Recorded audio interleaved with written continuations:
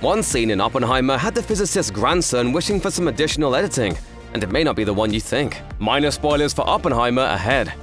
Director Christopher Nolan put significant effort into the accuracy of his biopic about J. Robert Oppenheimer, the man who spearheaded the effort to build the first atomic bomb. He told the Washington Post that he literally hopped the fence of the scientist Los Alamos home while scouting locations early in the production process. I don't think his story offers any easy answers at all. Since its release, viewers have been busy dissecting the film's various details at great length, analyzing the accuracy of everything from stars on flags to era-specific cigarette packs.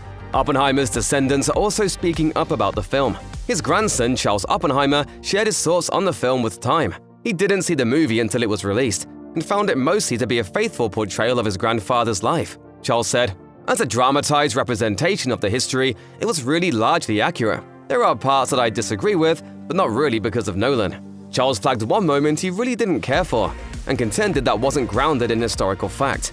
It's the one when Oppenheimer nearly poisons his professor, Patrick Blackett. Charles said he blames a troublesome scene on the 2005 biography that inspired the film, saying, "The part I like the least is his poison apple reference, which was a problem in American Prometheus. There's no record of him trying to kill somebody. That's a really serious accusation, and it's historical revision. There's not a single enemy or friend of Robert Oppenheimer who heard that during his life and considered it to be true."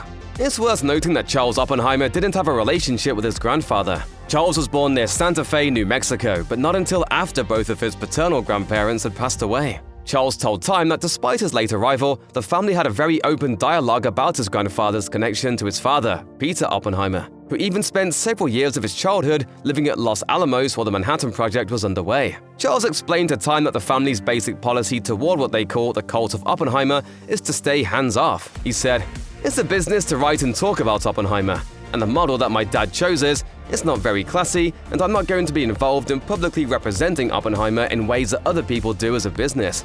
Charles did briefly talk to Nolan during the production, and although he didn't love the Apple scene, he ultimately was content to let Nolan tell the story the way he wanted. Charles said, "I definitely would have removed the Apple thing, but I can't imagine myself giving advice about movie stuff to Nolan. He's an expert, he's the artist, and he's a genius in this area." But one amusing family story is that if I invited myself to the set, they would entertain me coming, which I did twice. It was during one of these visits that one other noteworthy historical inaccuracy bubbled up to the surface. Charles Oppenheimer visited the Oppenheimer set twice during filming. One of these visits was in New Mexico, where Charles witnessed a filming of a scene where Cillian Murphy, who plays Robert Oppenheimer, enters a room and delivers a line that includes a curse word. Charles told Time, "When I went back to Santa Fe and told my dad, he was horrified. He said Robert Oppenheimer never swore.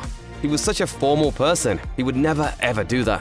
What can I tell them? Despite private worries that Oppenheimer would feature an over-the-top portrayal of its title character, Charles chalked the event up to the creative liberty that comes with any adaptation. All the same, the family was nervous that the film might have a slightly more colorful take on their patriarch than they would have liked. Then the movie came out, and their anxieties were relieved. Charles said, "I think he said one swear word in the movie and I just happened to be in the room.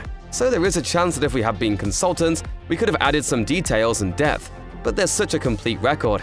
It wasn't enough for Nolan to tell the story he intended to." Based on the feedback from most people coming out of theaters so far, it seems most would agree with the grandson's conclusion.